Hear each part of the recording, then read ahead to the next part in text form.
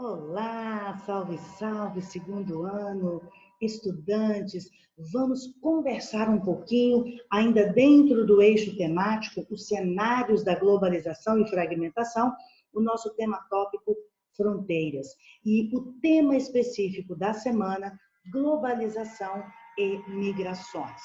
Nós temos essa semana um assunto muito interessante a ser comentado, é um assunto atual, né? Trata-se da questão dos movimentos migratórios internacionais, né? O mundo contemporâneo da globalização e esses movimentos migratórios internacionais e a questão dos refugiados. Meus queridos, então, nós vamos iniciar fazendo a seguinte reflexão. Nós temos um problema muito grave, um dos principais problemas, né, em termos populacionais e a nível global, é a questão dos refugiados, como eu deixei em destaque aqui para vocês. Então, veja, segundo a ONU, né, na convenção que foi feita, que é a Convenção das Nações Unidas sobre o Estatuto dos Refugiados, que foi realizada em 1951 e foi adotada em 1954, como que uma pessoa, quais as características que uma pessoa precisa ter para que ela possa ser considerada uma pessoa refugiada? E aí nós temos essa indicação. Veja, para que uma pessoa seja considerada refugiada, ela precisa declarar que se sente perseguida pelo Estado de sua nacionalidade, por razões de raça, de religião, de nacionalidade, de grupo social ou de opiniões políticas.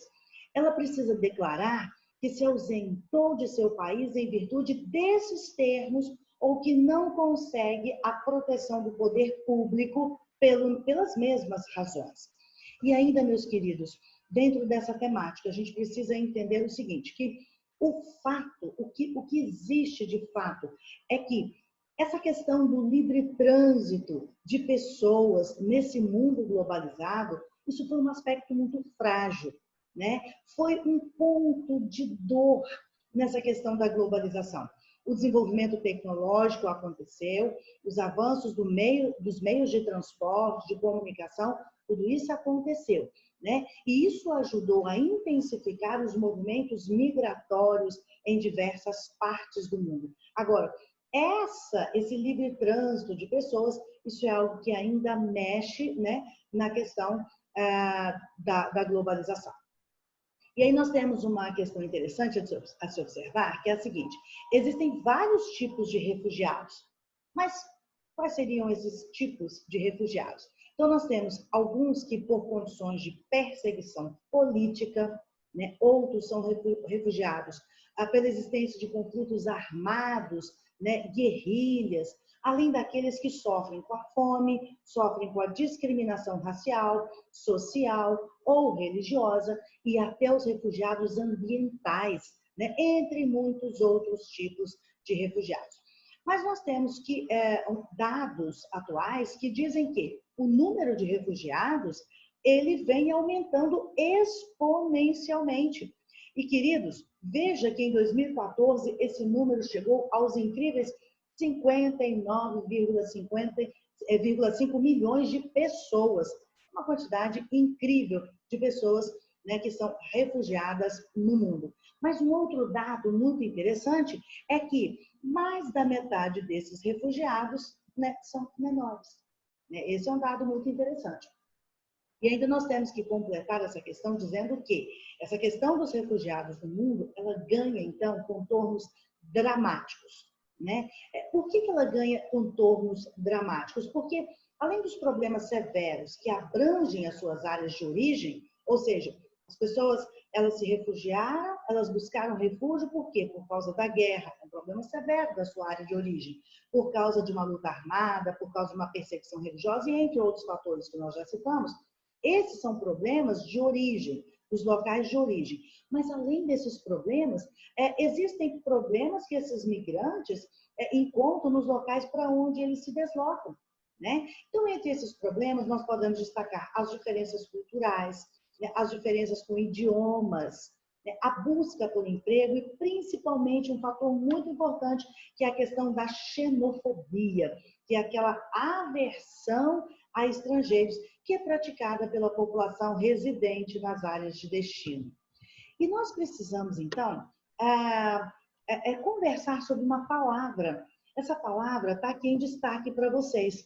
Apátrida. Quem são esses apátridas? Olha, como nós já falamos, esses refugiados encontram muita dificuldade para se restabelecer em outros locais. E, além disso, muitos deles, eles não conseguem legalizar a sua situação no novo país.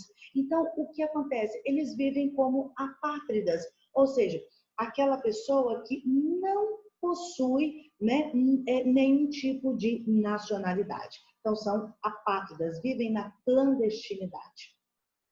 O próximo tópico fala sobre as causas da crise dos refugiados. Veja, o refúgio ele é causado geralmente por guerras, como nós já colocamos. No entanto, não somente por guerras, mas por conflitos de ordem política, também coloca a pessoa numa condição de refúgio. Muitos cidadãos fogem de seus países porque eles estão sendo ameaçados por organizações criminosas, né? Então, eles fogem desses países, eles perdem tudo na guerra e vivem numa situação de miséria e com muita dificuldade para a reconstrução de suas vidas. No caso da Venezuela, por exemplo, uma crise que a Venezuela enfrentou e enfrenta, que coloca os cidadãos em situação de necessidade. Eles têm necessidade de ajuda humanitária, porque a fome, o desemprego, a instabilidade econômica afeta drasticamente a população venezuelana, principalmente a população, ou muito exclusivo, quase que exclusivamente, a população venezuelana pobre. E a gente sabe que numa crise, né, tem aquelas pessoas que passam pela crise de uma forma radical e tem aquelas pessoas que passam por uma crise, mas que não passam fome, né, não chegam à condição de miserabilidade total. Mas a maior parte da população pobre, né, ela sofre sim com a fome e com a falta de emprego. Então, os conflitos políticos e as perseguições ideológicas também acontecem por lá. Muito bem. E aí, meus queridos, outro problema grave, que são as restrições nas políticas migratórias. Uma restrição que o texto coloca para a gente é a construção e fortificação do muro que divide os Estados Unidos e o seu vizinho México, como você pode observar nessa imagem. Esse muro que foi construído para segregar, né, para separar americanos e mexicanos. E uma questão interessante que, recentemente, né, num plebiscito realizado em 2018, em 2016, a Grã-Bretanha, ela, por vontade da maior parte da população, ela, então, saiu, né, ela se afastou da União Europeia, que é o maior bloco econômico que nós temos.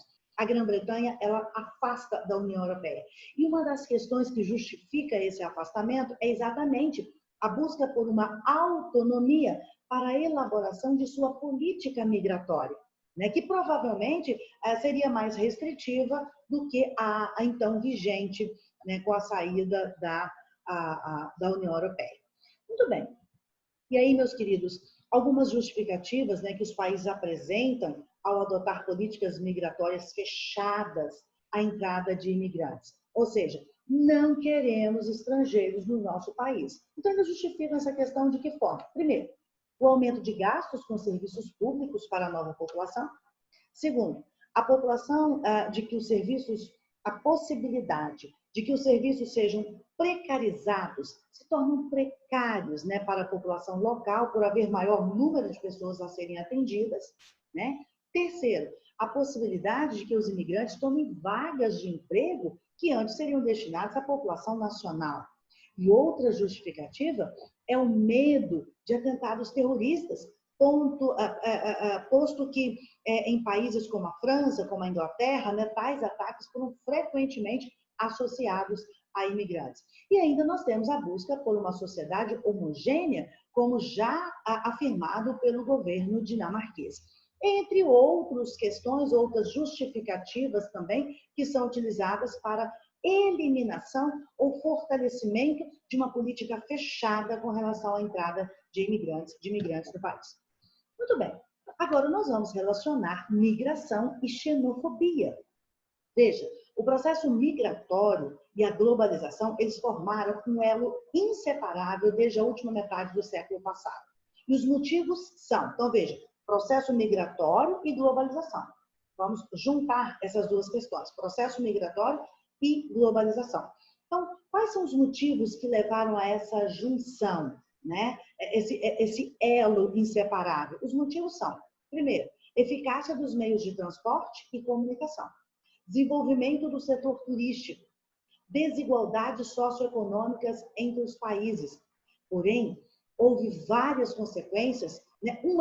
Algumas consequências positivas e outras consequências negativas. Nos países mais desenvolvidos, onde há maior contingente de imigrantes, ocorre um sério problema, que é exatamente a xenofobia. Esse termo, xenofobia, xenos vem de estrangeiro e phobos, de medo, ou seja, um medo, uma aversão ao estrangeiro. Então, veja, as migrações, elas geram vários encontros de povos diferentes, de culturas diferentes, de raças, de credos, de religiões diferentes. Então, no geral, é um aspecto positivo. O Brasil, por exemplo, é um país rico em diversidade cultural e diversidade étnica. Entretanto, quando os nativos passam a não aceitar os imigrantes, aí sim nós temos um problema social importante. E aí, para complementar a fala, nós ainda temos uma questão muito interessante a ser observada, que, olha, a história recente, né, da humanidade, ela vai nos trazer exemplos de como essa xenofobia, essa aversão ao estrangeiro é algo grave. Veja, no Holocausto, ocorrido durante a Segunda Guerra Mundial na Alemanha, os nazistas exterminaram aproximadamente 6 milhões de judeus. Isso por quê? Porque eles acreditavam que os judeus eram uma raça inferior e manchavam o nome da Alemanha, de Hitler, né? E logo eles deveriam, então, ser exterminados. Então, meus queridos, essa é uma atitude xenofóbica, né? E o último parágrafo vai colocar para nós que a xenofobia ocorre frequentemente nos países mais ricos e desenvolvidos, principalmente na Europa. Os nativos acreditam que os imigrantes são responsáveis pelo desemprego, pela criminalidade e por todos os problemas sociais do país. Então, a questão é dizer não à xenofobia e sermos mais tolerantes. Muito obrigada. Agradeço a todos pelo presente.